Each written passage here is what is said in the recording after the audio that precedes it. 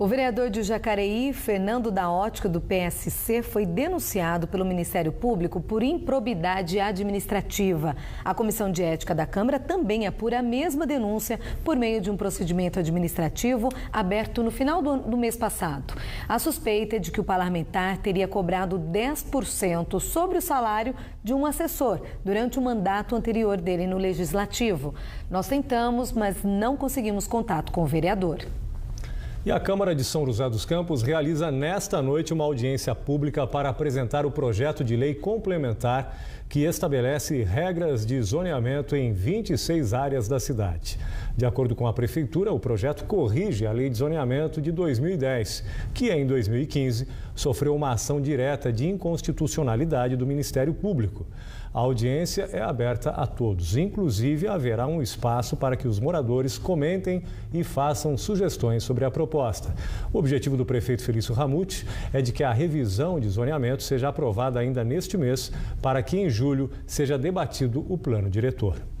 E os vereadores de São José dos Campos aprovaram na sessão de ontem da Câmara o projeto do Executivo que disciplina as atividades artísticas como malabaristas e também de acrobatas. A lei define que estas apresentações devem ocorrer em parques públicos, praças e feiras livres e ainda proíbe as manifestações nos cruzamentos de vias públicas. A proposta também veta o comércio ambulante, panfletagens, prestação de serviços e pedidos de ajuda financeira em cruzamentos viários e semáforos.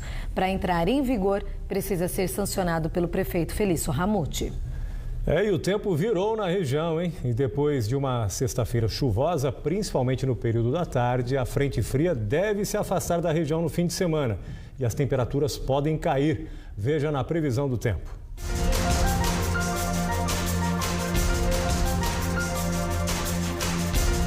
Na Serra da Mantiqueira, as nuvens aumentam no decorrer do dia e pode chover neste sábado. Mínima de 10 e máxima de 16 graus em Campos do Jordão e Monteiro Lobato. No Vale do Paraíba, o sol deve aparecer tímido somente até o meio da tarde, quando a nebulosidade aumenta, provocando chuvas. As temperaturas não sobem. Em Caçapava e Pindamonhangaba, a máxima não passa de 22 graus. Em Cruzeiro, faz 23 graus amanhã. Sábado de céu parcialmente encoberto, com aumento gradativo das nuvens e chuva também no litoral norte. Em Ilhabela e Ubatuba, mínima de 18 e máxima de 25 graus. Hoje choveu em Taubaté e fez 23 graus. Amanhã o sol predomina novamente, mas uma massa de ar polar derruba as temperaturas. A máxima cai para 16 graus. E no domingo esquenta um pouco mais, com 22 graus na terra de Monteiro Lobato. Frio também em São José dos Campos, que vai ter mínima de 11 e máxima de 17 graus amanhã. No domingo, apesar do sol, os termômetros atingem 20 graus. Em Caraguatatuba, o céu fica parcialmente encoberto, com predomínio do sol e temperaturas entre 13 e 21 graus neste sábado.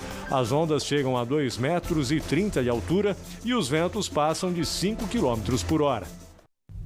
Terminou hoje a campanha de vacinação contra a gripe. Algumas cidades da região tiveram baixa adesão, inclusive Taubaté, onde a vigilância epidemiológica confirmou a 10ª morte na cidade pelo vírus influenza. A vítima, uma mulher de 35 anos, era portadora de doença renal crônica e morreu em abril. Das 10 mortes confirmadas, 5 foram pelo vírus influenza B e 5 pelo H3N2. Em Taubaté foram aplicadas 61 mil doses e o único grupo que não atingiu a meta de 90% estabelecida pelo Ministério da Saúde foi o das gestantes. Já em São José dos Campos foram distribuídas mais de 126 mil doses e 3 grupos não atingiram a meta ainda: os trabalhadores da saúde, crianças e também as gestantes.